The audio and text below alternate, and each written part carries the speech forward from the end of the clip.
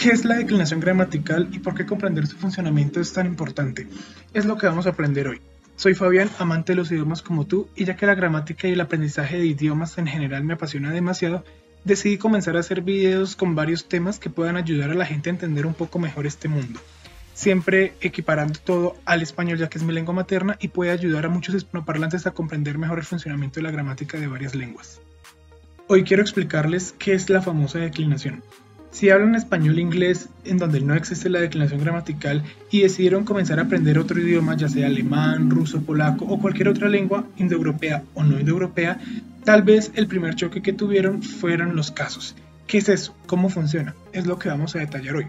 Si buscamos en internet este concepto, puede que lo primero que veamos sea una definición como la de Wikipedia, que nos dice que en gramática el término declinación hace referencia a una modificación de determinadas clases de palabras según la función sintáctica que cumplen dentro de la oración. Eso nos deja en las mismas o quizá peor, ¿cierto? Básicamente es cuando una palabra, normalmente un sustantivo, cambia su terminación o a veces su estructura dependiendo de la función que cumple en la oración.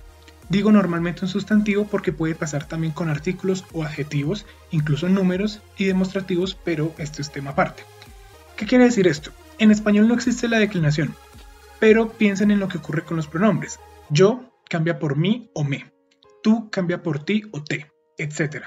Imagínense que eso ocurriera, si bien no con todas las palabras, al menos con los sustantivos y los artículos. En español no tendría ningún sentido decir ella dijo a yo, ¿cierto? Se dice ella me dijo o me dijo a mí.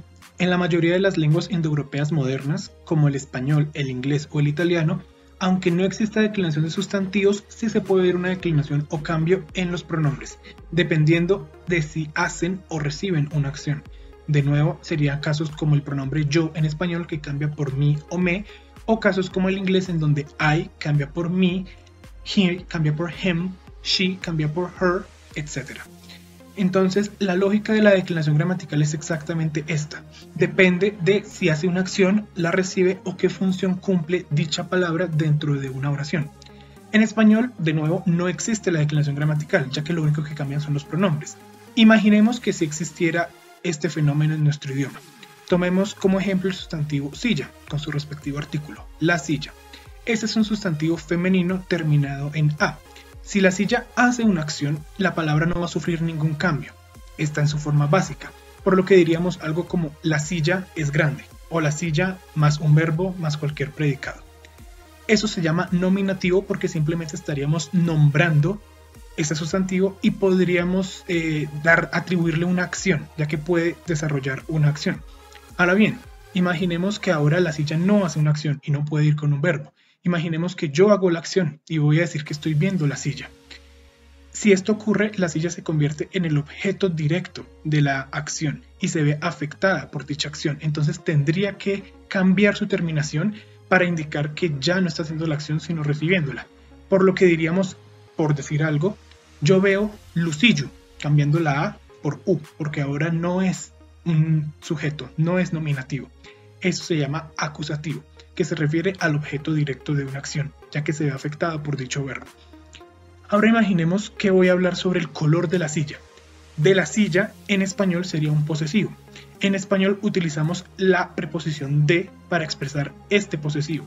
En lenguas con declinación como el ruso, el polaco o el alemán, eso no se expresa con una preposición, sino con un cambio en la estructura de la palabra, específicamente en su terminación. Entonces, si en español existiera la declinación, diríamos algo como el color lisilli, con i, o básicamente con una terminación diferente, ya que ahora expresamos posesión. Ahora, digamos que hay un gato sobre la silla. Ahora estamos expresando una ubicación, así que la silla está cumpliendo un papel diferente. Diríamos algo como el gato está sobre le sille, o algo por el estilo.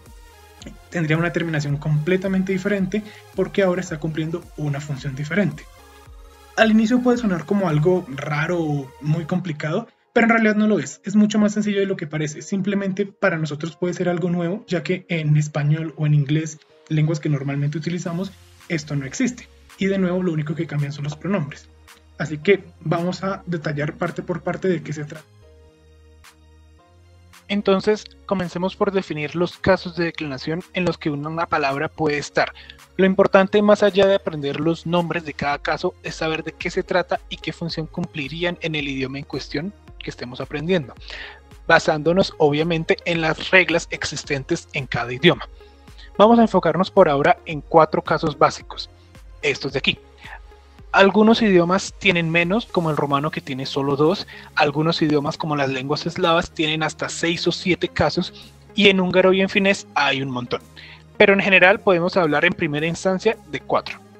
El alemán, por ejemplo, tiene solamente estos 4 casos, así que si estás aprendiendo alemán, esto es perfecto para ti. Sin embargo, voy a usar ejemplos tanto en ruso, polaco y alemán, por si alguien está aprendiendo alguno de estos idiomas y pueda analizar cómo ocurren las declinaciones en cada lengua. Básicamente funcionará igual en todos los idiomas, pero obviamente bajo la lógica y las terminaciones de cada uno de ellos. Primer caso, nominativo. Podríamos referirnos a este como la forma básica de cada sustantivo.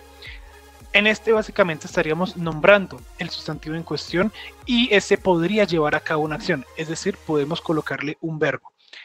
En idiomas como el ruso, el polaco y el alemán tendríamos ejemplos como los siguientes. Kniga krasnaya, el libro es rojo. En ruso y polaco, libro es un sustantivo femenino, por lo que esos adjetivos, en este caso rojo, deben coincidir con el género. En polaco, książka jest czerwona. O en alemán, el espejo es grande, que sería der Spiegel ist groß. No utilizo un ejemplo con libro, ya que el libro en alemán es neutro, y el neutro no cambia en nominativo y acusativo, pero ya hablaremos de esto. Entonces, aquí no hay mucho que añadir, simplemente estaríamos nombrando un sustantivo o una persona, un pronombre o lo que sea, y este tiene la potestad de hacer una acción. El acusativo. Este caso se refiere al objeto directo de una acción, es decir, el objeto, persona, animal o el sustantivo en cuestión que se ve afectado por la acción. Entonces, en muchos idiomas esto depende del género. En idiomas como el húngaro, donde no existe el género gramatical, todo sustantivo en acusativo tendrá una T al final. En nuestros idiomas de ejemplo, las lenguas eslavas y el alemán, este caso depende del género, ya que por ejemplo en alemán para un sustantivo masculino va a haber un cambio en el acusativo, mientras que para uno femenino y neutro no. Mientras que en las lenguas eslavas es al revés. Los sustantivos femeninos normalmente sí van a tener una forma diferente para el acusativo, mientras que los sustantivos masculinos y neutros no. Aunque depende si es un sustantivo masculino animado o inanimado, pero eso es tema para otro video. Entonces, como les decía, esto se refiere al objeto directo. En el ejemplo anterior, nominativo, hablábamos de libro como un sujeto en las frases en ruso y en polaco.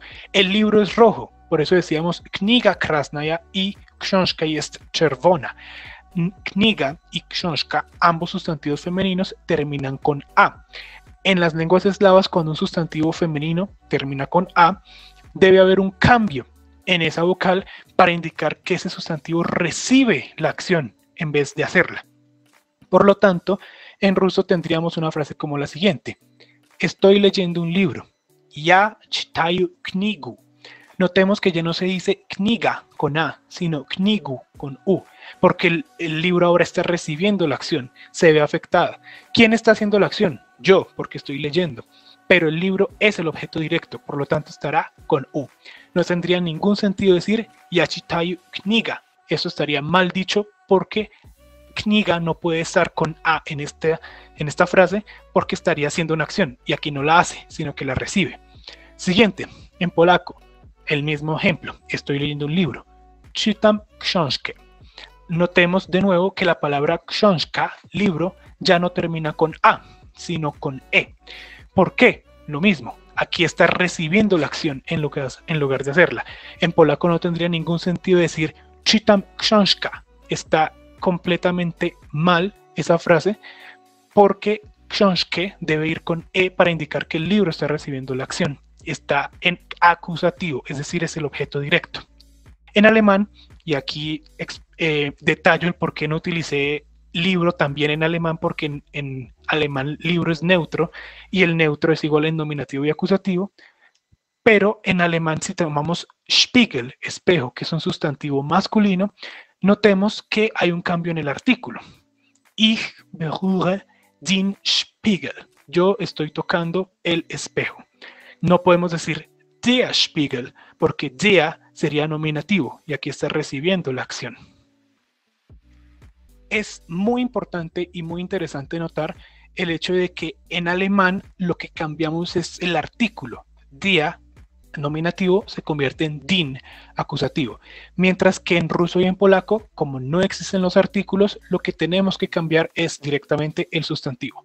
Esto depende del idioma, porque obviamente no todos funcionan igual. Lo que es importante notar es que en los tres casos hay que hacerle un cambio ya sea al artículo o al sustantivo para indicar que está recibiendo la acción. Tercero, dativo. El nombre de este caso puede recordarnos al verbo dar y al menos en español es una buena forma de recordarlo, ya que esta es la lógica de este caso. El dativo es el objeto indirecto, un poco similar al acusativo, pero no se confundan. Piensen en la siguiente frase en español. Le di un libro a María. El libro se ve afectado por la acción dar, ¿cierto? Porque yo tomé el libro y se lo estoy dando a alguien. El libro se ve afectado y es el objetivo, el objeto directo de el verbo dar que hice yo. Pero ¿quién se ve afectada por el verbo? ¿Quién está como objeto indirecto en esa frase? María, ya que aunque María no es el objetivo de mi verbo, no es el objeto directo del dar, porque yo no estoy tomando a María y dándosela a alguien, tomo el libro y se lo doy a ella. Por lo tanto, el libro debería ir en acusativo, que de nuevo en español no existen los casos, y María debería ir en dativo porque está recibiendo el objeto, pero no es el objetivo de dicho verbo. Ella sería el objeto indirecto de esta acción, que se ve afectada, pero no de forma directa y no es, por así decirlo, el centro de la acción. Es muy común que en idiomas como los que estamos usando de ejemplo y otros muchos idiomas, como el húngaro, el rumano, etc., este caso se utiliza para verbos como dar, decir, ayudar, etc. ¿Por qué? Si yo digo, le dije algo a María, ella no es una frase, ella no es algo que yo pueda decir. Ese algo es lo que yo estoy pronunciando, le dije algo, eso estaría en acusativo. Pero María está recibiendo la acción, pero ella no es el objetivo. Yo no puedo decir a María. María no es algo que yo pueda pronunciar, no es algo que yo pueda decir, pero recibe eso que se está viendo afectado por la acción. Ella recibe lo que ya está afectado por el acusativo. Entonces, de nuevo, eso se llama objeto indirecto. Recurriendo de nuevo al ruso, el polaco y el alemán para nuestros ejemplos, tendríamos cosas como lo siguiente. Utilizaré el verbo decir como ejemplo, aunque no tendría mucho sentido decir le dije a un libro o le dije a un espejo, no creo que me escuchen, pero es para que veamos cómo cambiarían estos sustantivos dependiendo del caso en el que se encuentran. En ruso, ya сказал книге, книге con ye al final. Libro estaría aquí en dativo, ya no termina en a, que sería nominativo porque no está haciendo la acción. Y ya no termina con u porque no es el acusativo. Yo no estoy diciendo libro. El libro no es mi frase. Estoy diciendo que le dije a el libro. En español, la preposición a es muy utilizada como este complemento indirecto y estaría como una palabra independiente al sustantivo en cuestión. En idiomas como estos tres, utilizaríamos un caso al final para indicar algo al final de la palabra en lugar de una preposición como objeto indirecto. Siguiente, la misma frase en polaco. Powiedziałem książce. De nuevo, no creo que el libro me entienda si le digo algo, pero el punto es que aquí książka, libro, está en el caso dativo, książce. De nuevo, notemos que es una terminación completamente diferente a książka, con a, que sería el nominativo, y también es diferente a książkę, en el acusativo. ¿Por qué? Ya no tenemos e con colita y ya no es k, sino c, que se pronuncia como ts. Eso depende de las reglas de cada idioma, no voy a profundizar ahorita porque no es el tema de nuestro video. Siguiente, en alemán, le dije al espejo, que tampoco me entendería si le hablo, pero diríamos, ich sagte es dem Spiegel. O sea, se lo dije al espejo. Aquí, dem Spiegel, de nuevo, cambia solamente el artículo, porque a diferencia de las lenguas eslavas no hay que alterar el sustantivo, aunque depende del caso. Dem con M nos indicaría que este objeto está en el caso dativo. En el caso del alemán, este dem sería igual tanto para el masculino como para el neutro. Cuarto, genitivo. El caso genitivo básicamente se refiere a un posesivo. Tiene muchas más funciones, pero en su forma más básica podríamos hablar de un posesivo del sustantivo. En español podemos utilizar la preposición de dependiendo del sustantivo en cuestión, por ejemplo, del libro o del espejo. De nuevo, en idiomas que tienen declinación gramatical, en lugar de usar una preposición, simplemente cambiamos la terminación del sustantivo. Entonces, podemos decir cosas como lo siguiente: el tamaño del libro o el tamaño del espejo, pensando en los ejemplos que hemos hecho. En ruso tendríamos razmier knigi. Knigi. Ahora nuestro sustantivo termina con i. De nuevo, no termina con a, con u o con e, porque esos son casos diferentes: nominativo, acusativo y dativo respectivamente. Pero aquí estamos hablando de un posesivo, por lo tanto su terminación es i.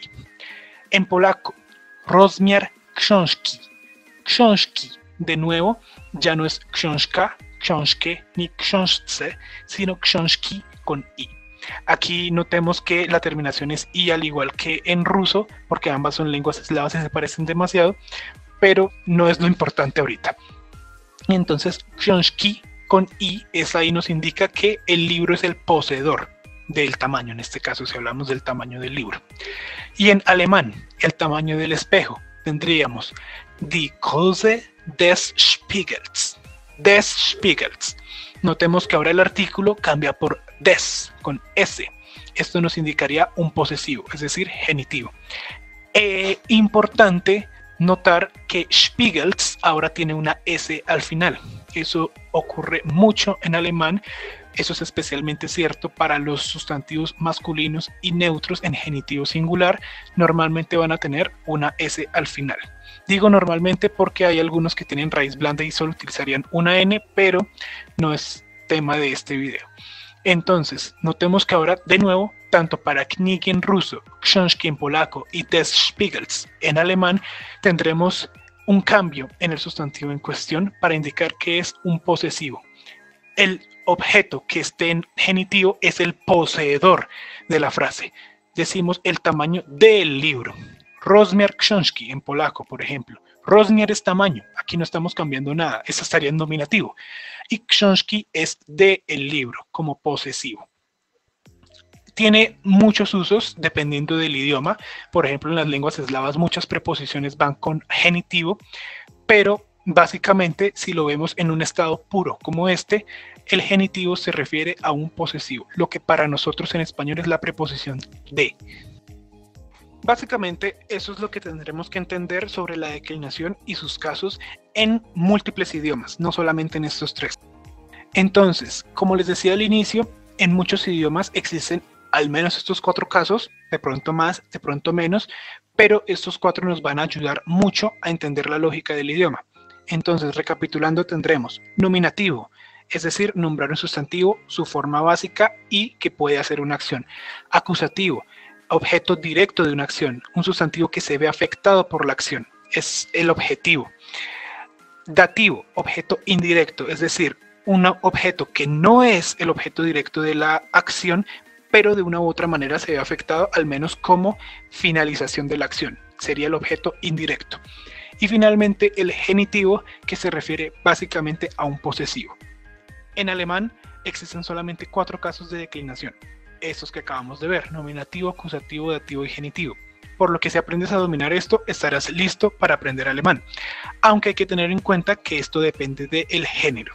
La famosa tablita de los artículos del alemán no está ahí de a gratis, ya que depende de si es un sustantivo singular, masculino, femenino o neutro, y el caso en el que esté. Para el plural es un poco más sencillo porque en plural no hay diferencia de género.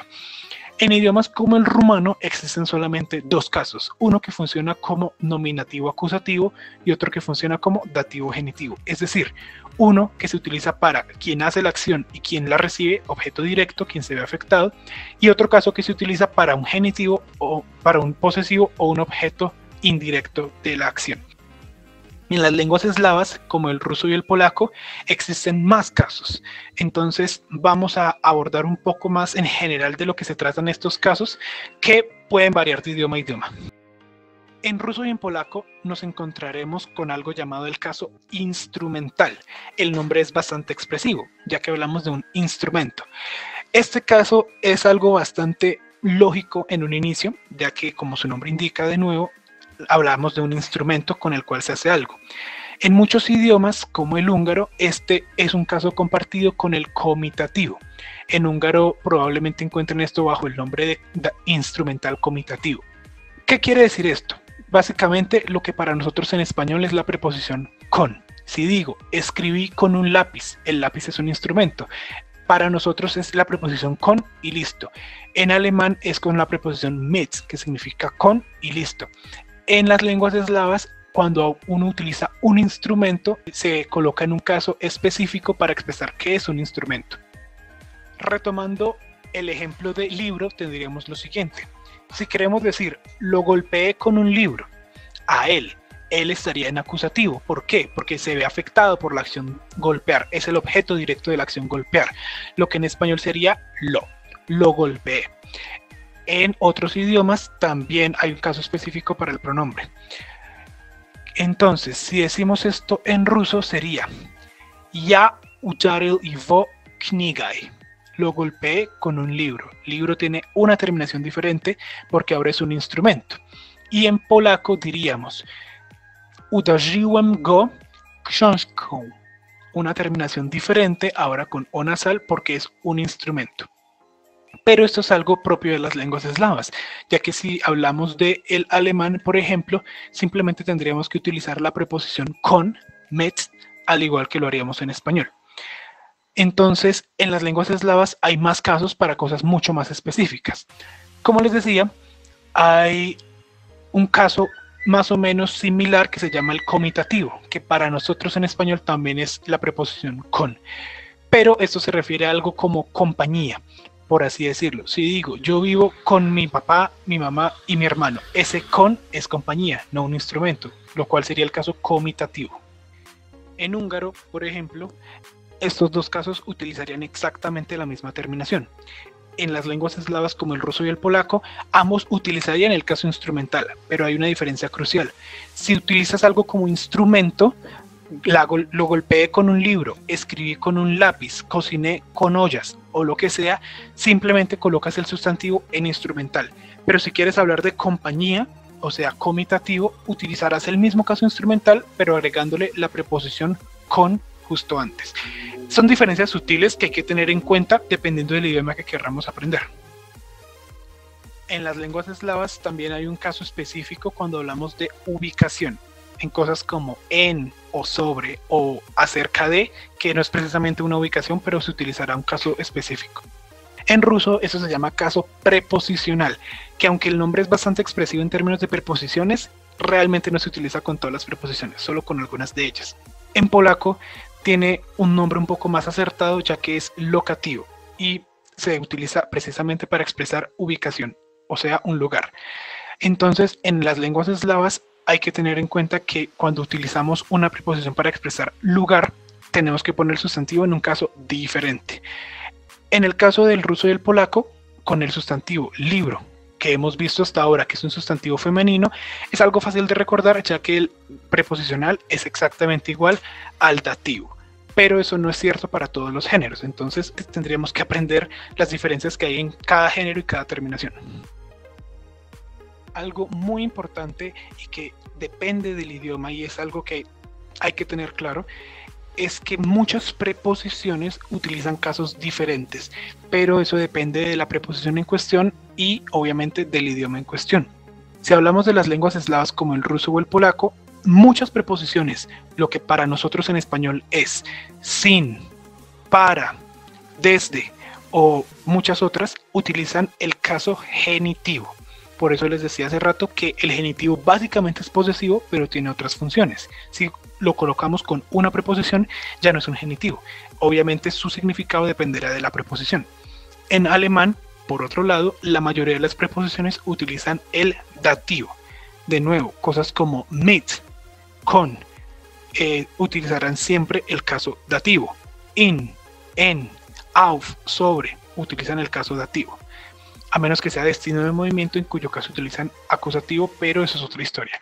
Entonces, que sepamos el sentido de cada caso es importante, pero hay que tener en cuenta que no van a estar siempre en su estado puro, por así decirlo, porque en una frase podemos ver algo en acusativo, genitivo o dativo y entender perfectamente de qué se trata, pero en idiomas como estos hay que mirar la preposición que está antes, porque la preposición también nos obliga a colocar el sustantivo en un caso u otro. Y en el caso de estos idiomas también tendríamos que colocar el adjetivo en dicho caso. Muchas gracias por acompañarme en este video, que espero que sea el primero de muchos. Planeo hacer varios videos sobre la fonética y la gramática de varios idiomas, así que no se los pierdan. Hasta luego.